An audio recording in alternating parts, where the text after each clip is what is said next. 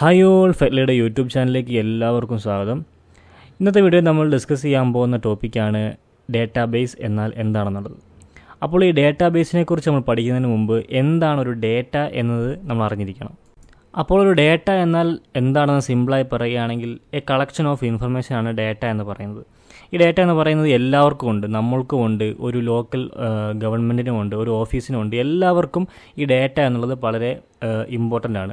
അതിപ്പോൾ നമ്മുടെ personal data ആവാം, അല്ലെങ്കിൽ ഒരു കമ്പനിയുടെ ഡേറ്റ ആവാം. അങ്ങനെയുള്ള ഈ ഡേറ്റ എന്ന് പറയുന്നത് വളരെ ഇമ്പോർട്ടൻറ്റ് ഫാക്ടറാണ്. ഇപ്പോൾ ഒരു കമ്പനിയുടെ പോയിൻ്റ് ഓഫ് വ്യൂ നോക്കുകയാണെങ്കിൽ ആ കമ്പനിയുടെ സക്സസ് ഡിപ്പെൻഡ് ചെയ്തിരിക്കുന്നത് തന്നെ എങ്ങനെ അവരുടെ ഡേറ്റയെ മാക്സിമം യൂട്ടിലൈസ് ചെയ്തു എന്നുള്ളത് നോക്കി വെച്ചിട്ടാണ്. അപ്പോൾ ഇങ്ങനെയുള്ള കേസിലാണ് ഒരു ഡേറ്റാബേസ് ഈ കാര്യത്തിലേക്ക് ഒരു ഇമ്പോർട്ടൻ്റ് റോൾ വരുന്നത്. നമുക്ക് ഈ ഡേറ്റയെല്ലാം ഒന്ന് സ്റ്റോർ ചെയ്ത് വെക്കാൻ വേണ്ടിയിട്ടാണ് നമ്മൾ മെയിനായിട്ടും ഈ ഡേറ്റാബേസിനെ ഉപയോഗിക്കുന്നത്. അപ്പോൾ നമ്മൾ ഡേറ്റാബേസ് എന്നാൽ എന്താണ്, പലതരത്തിലുള്ള ഡേറ്റാബേസ് എന്നാണ് ഇന്നത്തെ കാലത്തിൽ അവൈലബിൾ ആയിട്ടുള്ളത് എന്നുള്ള കാര്യങ്ങളൊക്കെയാണ് നമ്മൾ ഇന്നത്തെ വീഡിയോ വിശദമായിട്ട് പഠിക്കാൻ പോകുന്നത്. അപ്പോൾ നമ്മൾക്ക് ഈ ഡേറ്റാബേസിലേക്ക് ഇറങ്ങുന്നതിന് മുമ്പ് നമ്മൾക്ക് ഈ ഡേറ്റ എന്നാൽ എന്താണെന്ന് കുറച്ചും കൂടെ വിശദമായിട്ട് പഠിക്കാം. ഓക്കെ, അപ്പോൾ ഡേറ്റ എന്നാൽ എന്താണ്? നമ്മുടെ ഇൻഫർമേഷൻ അല്ലെങ്കിൽ ഒരു ഓർഗനൈസേഷൻ്റെ ഇൻഫർമേഷൻ എല്ലാം, എന്ത് കാര്യങ്ങളാണെങ്കിലും അത് നമുക്ക് ഡേറ്റയിൽ എടുക്കാം. ഇപ്പോൾ നമ്മുടെ ഒരു പേഴ്സണൽ പോയിൻ്റ് ഓഫ് വ്യൂ എടുക്കുകയാണെങ്കിൽ നമ്മുടെ പേരൊരു ഡേറ്റയാണ്, നമ്മുടെ ഡേറ്റ് ഓഫ് ബർത്ത് ഒരു ഡേറ്റയാണ്, നമ്മുടെ ഫോൺ നമ്പർ, നമ്മുടെ മെയിൽ അഡ്രസ്സ്, നമ്മുടെ വീടിൻ്റെ അഡ്രസ്സ്, നമ്മൾ ഉപയോഗിക്കുന്ന കാറിൻ്റെ നമ്പർ, അങ്ങനെയുള്ള നമ്മളുമായി ബന്ധപ്പെട്ട് കിടക്കുന്ന എന്ത് കാര്യമുണ്ടെങ്കിലും അതിന് നമുക്ക് ഡേറ്റ എന്ന് വിശേഷിപ്പിക്കാം. ഈ ഡേറ്റ എന്ന് പറയുന്നത് എന്ത് ഫോമിൽ വേണമെങ്കിലും ആയിരിക്കാം. അതൊരു ഇമേജ് ആയിരിക്കാം, അതൊരു ടെക്സ്റ്റ് ആയിരിക്കാം, അതൊരു PDF ആയിരിക്കാം, ഡോക്യുമെൻ്റ് ആയിരിക്കാം, എന്തുമായിരിക്കാം. അപ്പോൾ ഈ ഡേറ്റ എല്ലാം സ്റ്റോർ ചെയ്യുന്ന ഒരു സ്ഥലമാണ് നമ്മൾ ഡേറ്റാബേസ് എന്ന് പറയുന്നത്. ഇപ്പോൾ നമ്മളൊരു ഓർഗനൈസേഷൻ്റെ പോയിൻ്റ് ഓഫ് വ്യൂ എടുക്കുകയാണെങ്കിൽ അവിടുത്തെ ഒരു എംപ്ലോയീസിൻ്റെ ഇൻഫർമേഷൻ എല്ലാം ആ ഓർഗനൈസേഷൻ്റെ ഡേറ്റയാണ്. അവരുടെ പല പേഴ്സണൽ അവർ വർക്ക് ചെയ്യുന്ന ക്ലയൻസിൻ്റെയും കാര്യങ്ങളൊക്കെ അവരുടെ ഡേറ്റയാണ്. അങ്ങനെയുള്ള എന്ത് കാര്യങ്ങളും നമുക്ക് ഡേറ്റയായിട്ട് കൺസിഡർ ചെയ്യാം. അപ്പോൾ ഈ ഡേറ്റ എല്ലാം എന്തിനാണ് ഡേറ്റാബേസിൽ സ്റ്റോർ ചെയ്യുന്നത്, അങ്ങനെയുള്ള കാര്യങ്ങളൊക്കെ നമുക്ക് നോക്കാം. അപ്പോൾ ഈ ഡേറ്റാബേസ് എന്താണെന്ന് വെച്ച് കഴിഞ്ഞാൽ നമുക്ക് സിമ്പിളായി പറയാൻ ഒരു കണ്ടെയ്നർ കൺസിഡർ ചെയ്യാം. ഈ ഡേറ്റ എല്ലാം അതിനകത്തേക്ക് വെച്ചിട്ട് നമ്മൾ സൂക്ഷിക്കുന്ന ആ ഒരു കണ്ടെയ്നറിന് നമ്മൾക്ക് ഡേറ്റാബേസ് എന്ന് കൺസിഡർ ചെയ്യാം.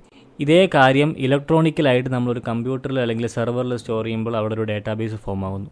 നമുക്ക് ഈ ഡേറ്റാബേസിലേക്ക് നമ്മുടെ ഡേറ്റ ഏത് ഫോർമാറ്റിൽ വേണമെങ്കിലും സേവ് ചെയ്ത് വെക്കാൻ സാധിക്കും. നമ്മൾ ഈ ഡേറ്റാബേസിലേക്ക് എന്തിനാണ് ഈ സ്റ്റോർ ചെയ്ത് വെക്കുന്നത് വെച്ച് കഴിഞ്ഞാൽ നമുക്കത് ഏത് സമയത്ത് വേണമെങ്കിലും ഈസിലി ആക്സസിബിൾ ആയിരിക്കും, അത് പ്രൊട്ടക്റ്റഡ് ആയിരിക്കും, അത് നമുക്ക് മോഡിഫൈ ചെയ്യാൻ സാധിക്കും. അതേപോലെ തന്നെ അത് നമുക്ക് എപ്പോൾ വേണമെങ്കിലും അനലൈസ് ഓൾസോ ചെയ്യാൻ സാധിക്കും. നമ്മൾ പോലും നമ്മുടെ ലൈഫിൽ നമ്മൾ പോലും അറിയാതെ നമ്മൾ ഡേറ്റാബേസ് ഉപയോഗിക്കുന്നുണ്ട്. ഇപ്പോൾ നമ്മൾ ഫോൺ എടുക്കുകയാണെങ്കിൽ ഗൂഗിൾ നമ്മൾ ചെയ്യുമ്പോൾ അവിടെ ഗൂഗിൾ ഒരു ഡേറ്റാബേസ് ഉപയോഗിക്കുന്നുണ്ട്. ഇൻസ്റ്റഗ്രാമിൽ നമ്മുടെ കാര്യങ്ങളൊക്കെ സേവ് ആയിരിക്കുന്ന അവിടെയാണ്, ഇൻസ്റ്റഗ്രാമിൻ്റെ ഡേറ്റാബേസിൽ. അതേപോലെ വാട്സപ്പിൻ്റെ ഡേറ്റാബേസ് ഉണ്ട്, ഫേസ്ബുക്കിൻ്റെ ഡേറ്റാബേസ് ഉണ്ട്. അങ്ങനെയുള്ള ലോകത്തിലുള്ള എന്ത് ഓർഗനൈസേഷൻ എടുത്തു കഴിഞ്ഞാലും അതിനൊരു പർട്ടിക്കുലർ ഡേറ്റാബേസ് ഉണ്ടാവും. നിങ്ങൾ IT ഫീൽഡിൽ ഒരു കരിയർ ആഗ്രഹിക്കുന്നവരാണോ, അല്ലെങ്കിൽ IT ഫീൽഡിൽ തന്നെ ഡൊമൈൻ സ്വിച്ച് ചെയ്ത് ഒരു ബെറ്റർ കരിയർ ആഗ്രഹിക്കുന്നവരാണോ എങ്കിൽ ഈ വീഡിയോ ഒന്ന് ശ്രദ്ധിക്കുക. നമുക്കറിയാം AI പോലെയുള്ള പുതിയ ടെക്നോളജിയുടെ വരവോടുകൂടെ ധാരാളം സൈബർ റിസ്കുകൾ സംഭവിക്കുന്നുണ്ട്. അതുകൊണ്ട് തന്നെ ഈ ടെക്നോളജി ഫീൽഡിൽ ഒരു സ്കിൽഡായ ഒരു സൈബർ സെക്യൂരിറ്റി പ്രൊഫഷണലിന്റെ ഡിമാൻഡും ഇതോടൊപ്പം തന്നെ നല്ല രീതിയിൽ കൂടിയിട്ടുണ്ട്. അപ്പോൾ സൈബർ സെക്യൂരിറ്റി അല്ലെങ്കിൽ എത്തിക്കൽ ഹാക്കിംഗ് ഫീൽഡിൽ ഒരു കരിയർ ആരംഭിക്കുന്നവർക്ക് വേണ്ടി ഫെറ്റ്ല ഒരു 10 days എത്തിക്കൽ ഹാക്കിംഗ് ട്രെയിനിങ് പ്രൊവൈഡ് ചെയ്യുകയാണ്. തീർത്തും ഒരു ബിഗിനറിന് മനസ്സിലാവുന്ന രീതിയിലായിരിക്കും നമ്മുടെ ക്ലാസ്സും കാര്യങ്ങളും എല്ലാം തന്നെ. അതുകൊണ്ട് തന്നെ നിങ്ങൾക്കിത് പഠിച്ചെടുക്കാൻ പറ്റുമോ എന്നുള്ള പേടി ഒന്നും തന്നെ ആവശ്യമില്ല. വളരെ എളുപ്പത്തിൽ തന്നെ ആയിരിക്കും എല്ലാ കാര്യങ്ങളും എക്സ്പ്ലെയിൻ ചെയ്തിരുന്നത്. അതോടൊപ്പം തന്നെ ഫുൾ ക്ലാസ്സും മലയാളത്തിൽ തന്നെ ആയിരിക്കും. ക്ലാസ്സിൽ നിങ്ങൾക്ക് ഇഷ്ടപ്പെട്ടില്ല എങ്കിൽ ആദ്യത്തെ 2 ക്ലാസ് വരെ ഫുൾ റീഫണ്ട് തരുന്നതായിരിക്കും. അപ്പോൾ ഈ ട്രെയിനിങ്ങിനെ കുറിച്ച് കൂടുതൽ അറിയാൻ വേണ്ടിയിട്ട് ഡിസ്ക്രിപ്ഷനിൽ കൊടുത്തിരിക്കുന്ന നമ്പറിലേക്ക് മെസ്സേജ് അയക്കാവുന്നതാണ്. Thank you. നമുക്കൊരു ഉദാഹരണത്തിലൂടെ ഇതിനെ മനസ്സിലാക്കാം. നമുക്ക് നമ്മുടെ ഒരു കോളേജ് പ്രൊജക്റ്റിനായിട്ട് college time sheet web application develop ചെയ്യാൻ തീരുമാനിച്ചു എന്ന് കൺസിഡർ ചെയ്യാം. അപ്പോൾ എന്തായാലും ഈ വെബ് ആപ്ലിക്കേഷൻ അത് ലോഗിൻ ചെയ്ത് അകത്തോട്ട് കയറാൻ ഒരു URL വേണം. അതിനകത്തേക്ക് നമ്മൾ കയറിയിട്ട് staff details, student details, student attendance, students marks, അങ്ങനെയുള്ള പല കാര്യങ്ങളും ആഡ് ചെയ്യാനുള്ള ഓപ്ഷൻസ് വേണം അല്ലേ. ഇതിപ്പോൾ ഒരു ചെറിയ കോളേജ് പ്രൊജക്റ്റ് ആയതുകൊണ്ട് തന്നെ നമുക്ക് നമ്മുടെ പേഴ്സണൽ ലാപ്ടോപ്പ് തന്നെ മതിയാവും നമുക്ക് ഈ വെബ് ആപ്ലിക്കേഷൻ ഡെവലപ്പ് ചെയ്യാൻ. അപ്പോൾ ഈ ഒരു പർട്ടിക്കുലർ വെബ് ആപ്ലിക്കേഷന് വേണ്ടിയിട്ട് നമ്മൾ പല ഡേറ്റയും കാര്യങ്ങളും കൊടുക്കുന്നുണ്ട്. അപ്പോൾ അതെല്ലാം സ്റ്റോർ ആവാൻ വേണ്ടിയിട്ട് നമുക്കത് റിട്രീവ് ചെയ്യാൻ വേണ്ടിയിട്ട് നമുക്കൊരു ഡേറ്റാബേസ് വേണ്ടി വരും അല്ലേ. അപ്പോൾ ഈ ഒരു പർപ്പസിന് വേണ്ടിയിട്ട് നമുക്കൊരു ഡേറ്റാബേസ് ഇൻസ്റ്റാൾ ചെയ്യേണ്ടി വരും ഈ ടൈം ഷീറ്റ് വെബ് ആപ്ലിക്കേഷനുമായിട്ട് കണക്ട് ചെയ്യാൻ വേണ്ടിയിട്ട്. അപ്പോൾ നമ്മുടെ കമ്പ്യൂട്ടറിലുള്ള പല വെബ് ആപ്ലിക്കേഷൻ അല്ലെങ്കിൽ പല സോഫ്റ്റ്വെയർ ഉള്ള പോലെ തന്നെ ഇതിനും ഈ ഡാറ്റാബേസ് നമ്മൾ ഇൻസ്റ്റാൾ ചെയ്യുമ്പോൾ അതിനും ഒരു പർട്ടിക്കുലർ ഡയറക്ടറി നമ്മൾ അസൈൻ ചെയ്യും, അല്ലെങ്കിൽ അത് ഓട്ടോമാറ്റിക്കായിട്ട് തന്നെ നമ്മൾ ഇൻസ്റ്റാൾ ചെയ്യുമ്പോൾ അത് ഓട്ടോമാറ്റിക്കായിട്ട് തന്നെ ഒരു പർട്ടിക്കുലർ ലൈബ്രറി അവിടെ ക്രിയേറ്റ് ആവും. അപ്പോൾ നമ്മളിനി ഈ വെബ് ആപ്ലിക്കേഷനിൽ പോയിട്ട് എന്ത് ഡേറ്റ കൊടുത്താലോ അല്ലെങ്കിൽ ഡേറ്റ ഡിലീറ്റ് ചെയ്താലോ ഇത് ഓട്ടോമാറ്റിക്കായിട്ട് തന്നെ നമ്മൾ ഇൻസ്റ്റാൾ ചെയ്തിരിക്കുന്ന ഡാറ്റാബേസുമായിട്ട് കണക്റ്റ് ആയിട്ട് അങ്ങനെ ആയിരിക്കും അവിടെ തമ്മിൽ ഒരു കണക്ഷൻ നടക്കും. നമ്മൾ ഫ്രണ്ട് എൻഡിൽ ഡാറ്റ കൊടുക്കുന്നു, അവിടെ ബാക്ക് എൻഡിൽ ഈ ഡാറ്റാബേസും നമ്മുടെ വെബ് ആപ്ലിക്കേഷനുമായിട്ട് അവിടെ ഡാറ്റ കൊടുക്കുന്നു, റിട്രീവ് ചെയ്യുന്നു. ആ ഒരു സംഭവമാണ് ഇവിടെ നടക്കുന്നത്. സിമ്പിളായി പറയുകയാണെങ്കിൽ നമ്മൾ ആ വെബ് ആപ്ലിക്കേഷനിൽ കയറി കാണുന്ന ഡേറ്റ, ഇപ്പോൾ നമ്മളൊരു ഡേറ്റ കാണണമെന്നുണ്ടെങ്കിൽ ആ ഡേറ്റ നമുക്ക് കാണാൻ സഹായിക്കുന്നത് ഈ ഡാറ്റാബേസിൽ നിന്ന് നമ്മളെടുക്കുന്ന റിട്രീവ് എടുക്കുന്ന ഡാറ്റ കൊണ്ടാണ്. അതേപോലെ തന്നെ നമുക്ക് എന്തെങ്കിലും ഡാറ്റ ഇൻപുട്ട് ചെയ്യണമെങ്കിലും ആ ഡാറ്റ ഇൻപുട്ടായിട്ട് പോയി സ്റ്റോർ ആവുന്നത് നമ്മൾ ഈ കണക്ട് ചെയ്ത ഡാറ്റാബേസിലേക്കാണ്. ഇപ്പോൾ ഈ കേസിൽ നമ്മൾ ഡാറ്റാബേസ് ഇൻസ്റ്റാൾ ചെയ്തിരിക്കുന്നത് നമ്മുടെ തന്നെ കമ്പ്യൂട്ടറിലാണ്. അതുകൊണ്ട് തന്നെ ഈ ഡാറ്റ പോയി സ്റ്റോർ ആവുന്നത് ഈ കമ്പ്യൂട്ടറിൻ്റെ തന്നെ മെമ്മറിയിലേക്കാണ്. ഇപ്പോൾ ഈ പറഞ്ഞതെന്ന് പറയുന്നത് വളരെ ഒരു ചെറിയ എക്സാമ്പിളാണ്, ഒരു ബേസിക് വെബ് ആപ്ലിക്കേഷൻ്റെ വർക്കിംഗ് ആണ്. ഒരു ഡാറ്റാബേസുമായിട്ട് എങ്ങനെയാണ് ഒരു വെബ് ആപ്ലിക്കേഷൻ വർക്ക് ആവുന്നതാണ് നമ്മളിപ്പോൾ എക്സ്പ്ലെയിൻ ചെയ്തത്. ഇപ്പോൾ ഈ കേസിൽ ഇതൊരു ചെറിയ പ്രൊജക്റ്റ് ആയതുകൊണ്ട് നമുക്ക് നമ്മുടെ പേഴ്സണൽ ലാപ്ടോപ്പിൻ്റെ ആവശ്യമേ വന്നുള്ളൂ. പക്ഷേ ഇതേ കേസിൽ ഒരു വലിയ വെബ് ആപ്ലിക്കേഷൻ കൺസിഡർ ചെയ്യാം, അല്ലെങ്കിൽ വലിയൊരു സോഫ്റ്റ്വെയർ കൺസിഡർ ചെയ്യാം. അപ്പോൾ ഈ കേസിൽ നമ്മുടെ ഇങ്ങനെയുള്ള ചെറിയ മെമ്മറി പറ്റില്ല അല്ലേ. അവിടെ നമുക്ക് ഹ്യൂജ് ഡാറ്റാബേസും കാര്യങ്ങളും വേണം. അത് സ്റ്റോർ ആവുന്നത് വലിയ വലിയ സെർവറിലും കാര്യങ്ങളൊക്കെ ആയിരിക്കും. ഈ ഡാറ്റാബേസിൻ്റെ മെമ്മറി മാറിയാലും അവിടെ ബാക്കിൽ നടക്കുന്ന പ്രോസസ്സ് എന്ന് പറയുന്നത് ഞാൻ മുമ്പേ എക്സ്പ്ലെയിൻ ചെയ്ത പോലെ തന്നെ ഡാറ്റാബേസിൽ നിന്നും ഡാറ്റ റിട്രീവ് ചെയ്യുകയും അതേപോലെ ഡാറ്റ ഇൻപുട്ട് ചെയ്ത് കഴിഞ്ഞാൽ നേരെ ഡാറ്റാബേസ് സ്റ്റോർ ആവുകയും ചെയ്യുകയാണ്. സെയിം പ്രോസസ്സാണ് നടക്കുന്നത്. പക്ഷേ ചിലപ്പോൾ ഡാറ്റാബേസിൻ്റെ സ്റ്റോറേജ് ഒരു വലിയ സെർവറിലേക്ക് മാറാം, അങ്ങനെ പല സ്ഥലത്തേക്ക് മാറാനുള്ള വ്യത്യാസമുണ്ട്. എങ്കിൽ തന്നെ അവിടെ നടക്കുന്ന പ്രോസസ്സ് എല്ലാം സെയിം തന്നെയാണ്. ഇപ്പോൾ നമുക്കൊരു വലിയ കമ്പനിനെ കൺസിഡർ ചെയ്യാം. ഇപ്പോൾ അല്ലെങ്കിൽ നമ്മൾ എല്ലാവരും ഉപയോഗിക്കുന്ന ഒരു ആപ്ലിക്കേഷൻ ആവും ഇൻസ്റ്റാഗ്രാം. നമ്മൾ ഇൻസ്റ്റാഗ്രാമിൽ ഒരു ഫോട്ടോ ഇടുമ്പോൾ അതെങ്ങനെയാണ്, അതെവിടെയാണ് പോയി സ്റ്റോർ ആവുന്നത്? അവിടെ ഇൻസ്റ്റാഗ്രാമിൻ്റെ ഡാറ്റാബേസിലാണ് ആ ഫോട്ടോ പോയി സ്റ്റോർ ആവുന്നത്. അതേപോലെയാണ് നമുക്കിപ്പോൾ എന്തെങ്കിലും പോസ്റ്റ് സെർച്ച് ചെയ്യണം, അല്ലെങ്കിൽ നമ്മുടെ ഫ്രണ്ടിനെ സെർച്ച് ചെയ്യണമെങ്കിൽ നമ്മൾ ഈ സെർച്ച് ചെയ്യുമ്പോൾ ആ ക്വറി പോകുന്നത് ഇൻസ്റ്റാഗ്രാമിൻ്റെ ഡാറ്റാബേസിലേക്ക് പോയിട്ട് നമ്മൾ കൊടുത്ത ക്വറി അവിടുന്ന് റിട്രീവ് ചെയ്യാനാണ് ഇൻസ്റ്റാഗ്രാം ശ്രമിക്കുന്നത്. അങ്ങനെയാണ് നമുക്ക് ആ പർട്ടിക്കുലർ ഫ്രണ്ടിനോ അല്ലെങ്കിൽ ആ പർട്ടിക്കുലർ പോസ്റ്റ് നമുക്ക് അവിടെ കിട്ടുന്നത്. പിന്നെ പലർക്കും ഉള്ളൊരു സംശയമാണ് ഈ ഡാറ്റാബേസും ഈ DBMSും ഒന്നാണെന്നുള്ളത്. DBMS എന്ന് വെച്ച് കഴിഞ്ഞാൽ ഡാറ്റാബേസ് മാനേജ്മെൻറ്റ് സിസ്റ്റം. എന്നാൽ സത്യം പറയുകയാണെങ്കിൽ ഡാറ്റാബേസ് അല്ല DBMS എന്ന് പറയുന്നത്. ഡാറ്റാബേസിന് ഞാൻ മുമ്പ് പറഞ്ഞതുപോലെ നമുക്കൊരു കണ്ടെയ്നർ പോലെ കൺസിഡർ ചെയ്യാം. പല ഡേറ്റയും കാര്യങ്ങളും സ്റ്റോർ ചെയ്യാൻ ഉപയോഗിക്കുന്ന ഒരു കണ്ടെയ്നർ പോലെ നമുക്ക് കൺസിഡർ ചെയ്യാം. പക്ഷേ DBMS എന്ന് പറയുന്നത് അങ്ങനെയല്ല. ഞാൻ മുമ്പ് പറഞ്ഞ പല കാര്യങ്ങളും, അതായത് നമുക്കൊരു ഡാറ്റ സ്റ്റോർ ചെയ്യണമെങ്കിലോ അതിനെ നമ്മൾ പ്രൊട്ടക്റ്റ് ചെയ്യണമെങ്കിലോ അനലൈസ് ചെയ്യണമെങ്കിലോ ഇങ്ങനെയുള്ള കാര്യങ്ങളൊക്കെ മാനേജ് ചെയ്യുന്ന സിസ്റ്റമാണ് ഡാറ്റാബേസ് മാനേജ്മെൻറ്റ് സിസ്റ്റം അല്ലെങ്കിൽ DBMS എന്ന് പറയുന്നത്. നമുക്ക് ഈ DBMS യൂസ് ചെയ്തുകൊണ്ട് നമുക്കൊരു ഡാറ്റാബേസ് ക്രിയേറ്റ് ചെയ്യാം, അതിൽ ഡാറ്റ മോഡിഫൈ ചെയ്യാം. നമുക്ക് ആ ഡാറ്റാബേസ് ഫുള്ളായിട്ട് ഡിലീറ്റ് ചെയ്യണമെങ്കിലും നമുക്ക് ഈ DBMSൻ്റെ സഹായം വേണ്ടി വരും. ഇപ്പോൾ ആർക്ക് വേണമെങ്കിലും, അപ്പോൾ എനിക്കാണെങ്കിലും നിങ്ങൾക്കാണെങ്കിലും ഈ DBMSൽ പല ഏതെങ്കിലും ലാംഗ്വേജിൻ്റെ സഹായത്തോടെ ക്വറി കൊടുത്തിട്ട് നമുക്ക് ഡാറ്റാബേസിലേക്ക് ഡാറ്റയും കാര്യങ്ങളും ഇൻപുട്ട് ചെയ്യാം, അതേപോലെ റിട്രീവ് ചെയ്യാം, മോഡിഫൈ ചെയ്യാം. അപ്പോൾ ഈ DBMS ലാംഗ്വേജസിൻ്റെ എക്സാമ്പിൾ പറയുകയാണെങ്കിൽ MySQL വരും, PostgreSQL വരും, അതേപോലെ തന്നെ Neo4j വരും, അതേപോലെ തന്നെ Cassandra, MongoDB, ഇങ്ങനെയുള്ള പല പല ലാംഗ്വേജസ് യൂസ് ചെയ്ത് നമുക്കൊരു ഡാറ്റാബേസ് മാനേജ്മെൻറ്റ് സിസ്റ്റം കൺട്രോൾ ചെയ്യാൻ സാധിക്കും. നമുക്കിനി ഈ ഡാറ്റാബേസിൻ്റെ എവല്യൂഷനെ പറ്റി പഠിക്കാം. എങ്ങനെയാണ് പല കാലങ്ങളിലായിട്ട് ഡാറ്റാബേസ് ഉപയോഗിച്ച് വന്നിരുന്നത്, ആദ്യകാലങ്ങളിൽ ഡാറ്റാബേസ് എങ്ങനെയായിരുന്നു എന്നുള്ള കാര്യങ്ങളെ പറ്റി നമുക്ക് വിശദമായിട്ട് നോക്കാം.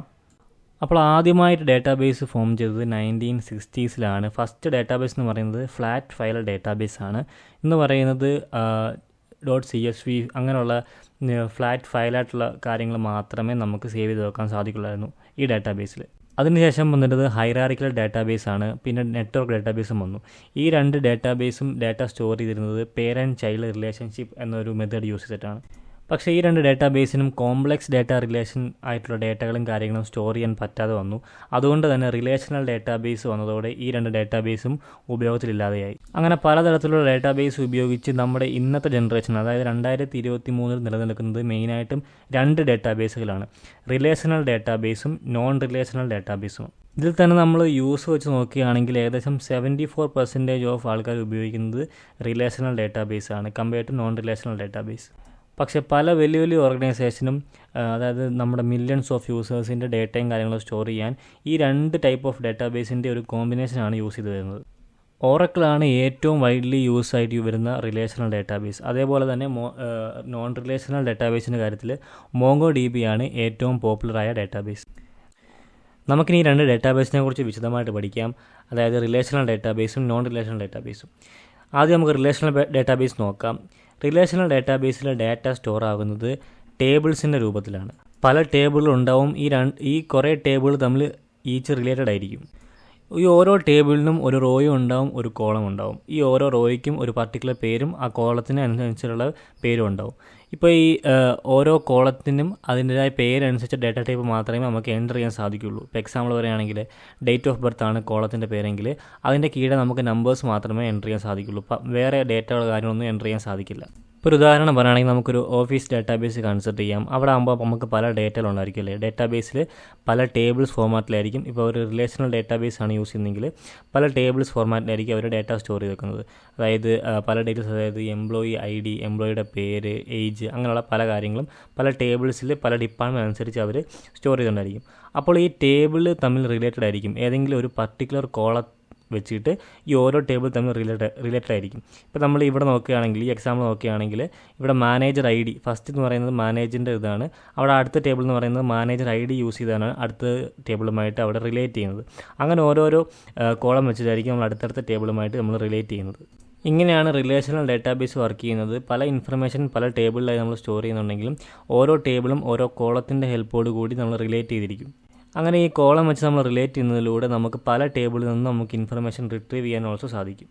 റിലേഷണൽ ഡേറ്റാബേസിൻ്റെ കാര്യത്തിൽ ഡേറ്റാബേസ് മാനേജ്മെൻറ്റിൻ്റെ സഹായത്തോടു കൂടി നമുക്ക് പല ലാംഗ്വേജിൽ നമുക്ക് ക്വറി റൈറ്റ് ചെയ്യാൻ സാധിക്കും.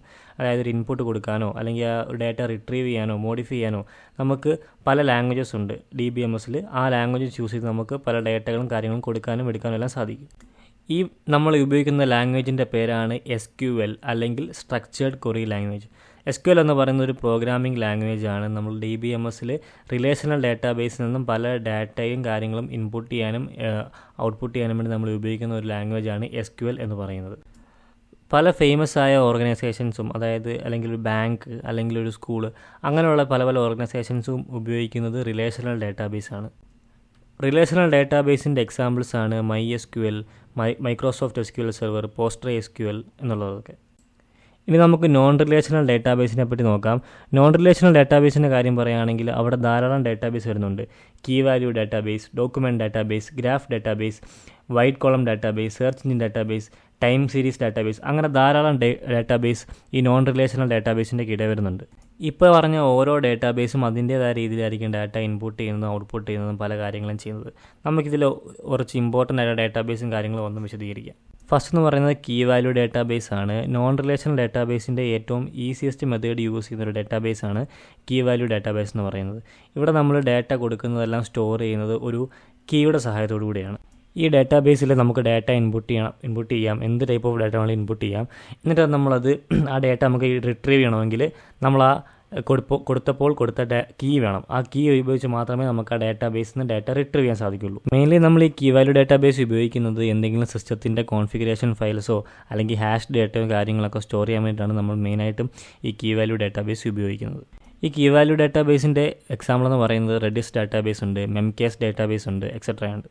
അടുത്തെന്ന് പറയുന്നത് ഡോക്യുമെൻറ്റ് ഡേറ്റാബേസ് ആണ്. ഡോക്യുമെൻറ്റ് ഡേറ്റാബേസിന് മറ്റൊന്ന് പറയുന്നത് ഡോക്യുമെൻറ്റ് സ്റ്റോർ എന്നാണ്. കീ വാല്യൂ ഡേറ്റാബേസ് പോലെ തന്നെ ഇവിടെ നമ്മളൊരു യുണീക്ക് കീ ഉപയോഗിച്ചാണ് നമ്മൾ ഡേറ്റാബേസിൽ നിന്നും ഡാറ്റ റിട്രീവ് ചെയ്യുന്നത്. പക്ഷേ കീ വാല്യൂവിൽ ഡാറ്റ സ്റ്റോർ ചെയ്യുന്ന പോലെയല്ല, ഇവിടെ നമ്മൾ ഡാറ്റ സ്റ്റോർ ചെയ്യുന്ന ഒരു സ്ട്രക്ചേർഡ് ഫോർമാറ്റിലാണ്. അതായത് ഒരു ഡോക്യുമെൻറ്റ് ഫോർമാറ്റിലാണ് നമ്മൾ ഡേറ്റയും കാര്യങ്ങളും സ്റ്റോർ ചെയ്യുന്നത്. അതായത് അല്ലെങ്കിൽ ഒരു JSON ഫോർമാറ്റിൽ, ഒരു Excel ഫോർമാറ്റിലായിരിക്കും ഈ കേസിൽ ഡാറ്റ സ്റ്റോർ ആവുന്നത്. ഡോക്യുമെൻറ്റ് ഫോർമാറ്റിലാണ് ഈ ഡാറ്റ കാര്യങ്ങളും സ്റ്റോർ ആവുന്നതെങ്കിലും അതിനൊരു സ്പെഷ്യൽ ഫോർമാറ്റ് ഇല്ല. അതായത് ഡാറ്റ ഇങ്ങനെ സ്റ്റോർ ആവണം എന്നൊരു ഫോർമാറ്റ് അവിടെ ഇല്ല. എങ്ങനെ വേണമെങ്കിലും ഉള്ള ഡാറ്റ സ്റ്റോർ ആവുന്നതാണ്. അതായത് ആ പർട്ടിക്കുലർ ഡാറ്റ ഡിമാൻഡ് ചെയ്യുന്ന ഫോർമാറ്റിൽ ആ ഡാറ്റ നമുക്ക് ഡോക്യുമെൻറ്റ് ഡേറ്റാബേസിൻ്റെ കാര്യത്തിൽ സ്റ്റോർ ചെയ്യാൻ സാധിക്കും. ഡോക്യുമെൻറ്റ് ഡേറ്റാബേസിൻ്റെ എക്സാമ്പിളാണ് MongoDB, CoachDB, എക്സെട്ര. അപ്പോൾ ഇതാണ് ഇന്നത്തെ വീഡിയോ. നമ്മൾ പഠിച്ചത് ഡേറ്റാബേസിനെ കുറിച്ചാണ്. നമ്മൾ ഡേറ്റാബേസ് എന്താണെന്ന് പഠിച്ചു, DBMS എന്താണെന്ന് നോക്കി, SQL, പലതരത്തിലുള്ള ഡേറ്റാബേസ്, അങ്ങനെ എങ്ങനെ രണ്ട് തരത്തിലുള്ള ഡേറ്റാബേസ്, അതായത് നമ്മൾ relational database, non relational database. അപ്പോൾ നിങ്ങളൊരു IT ഫീൽഡിലുള്ളവരാണെങ്കിൽ ഡേറ്റാബേസിനെ കുറിച്ച് അറിഞ്ഞിരിക്കേണ്ടത് വളരെ അത്യാവശ്യമാണ്. അപ്പോൾ SQL ലാംഗ്വേജും കാര്യങ്ങളൊക്കെ അറിഞ്ഞിരിക്കേണ്ടത് അത്യാവശ്യമാണ്. അപ്പോൾ ഇതാണ് ഇന്നത്തെ വീഡിയോ. എല്ലാവർക്കും ഇഷ്ടപ്പെട്ടു എന്ന് കരുതുന്നു. നിങ്ങൾക്കിനി ഞാൻ ചെയ്യാൻ ആഗ്രഹമുള്ള വീഡിയോകൾ താഴെ കമൻറ്റിൽ പറയാം. ഞാൻ അതിനെക്കുറിച്ച് പഠിച്ചിട്ട് ചെയ്യുന്നതായിരിക്കും. അതോടൊപ്പം തന്നെ നമ്മുടെ 10 days എത്തിക്കൽ ഹാക്കിംഗ് ട്രെയിനിങ് വളരെ സക്സസ്ഫുൾ ആയിട്ട് പോകുന്നുണ്ട്. ഇതുവരേക്കും ഏകദേശം 7 ബാച്ച് കഴിഞ്ഞിട്ടുണ്ട്. എല്ലാവരും വളരെ നല്ല അഭിപ്രായങ്ങളാണ് പറയുന്നത്. നിങ്ങൾക്ക് നിങ്ങളുടെ സോഷ്യൽ മീഡിയയും കാര്യങ്ങളും ചെക്ക് ചെയ്യാവുന്നതാണ്. ഓൾസോ നിങ്ങൾക്ക് ആ ക്ലാസ്സിൽ ജോയിൻ ചെയ്യണമെന്ന് ആഗ്രഹമുണ്ടെങ്കിൽ താഴെ ഡിസ്ക്രിപ്ഷനിൽ കൊടുത്തിരിക്കുന്ന നമ്പറിലേക്ക് മെസ്സേജ് അയക്കാവുന്നതാണ്. ഓൾസോ നമ്മളൊരു പുതിയ ഒരു വാട്സപ്പ് ചാനൽ ഓൾസോ തുടങ്ങിയിട്ടുണ്ട്. അവിടെ നമ്മൾ സൈബർ സെക്യൂരിറ്റി റിലേറ്റഡ് കാര്യങ്ങളും ന്യൂസും കാര്യങ്ങളും എല്ലാം, അതായത് പുതിയ അപ്ഡേറ്റ്സും ഹാക്കിംഗ് ട്രിക്സ് ടിപ്സ് കാര്യങ്ങളൊക്കെ അവിടെ ഷെയർ ചെയ്യുന്നതായിരിക്കും. അപ്പോൾ അവിടെയും മറക്കാതെ ജോയിൻ ചെയ്യുക. അപ്പോൾ ഇതാണ് ഇന്നത്തെ വീഡിയോ. അപ്പോൾ നമ്മൾ അടുത്തൊരു വീഡിയോ നമ്മൾ കാണുന്നതായിരിക്കും. Thank you. ബൈ.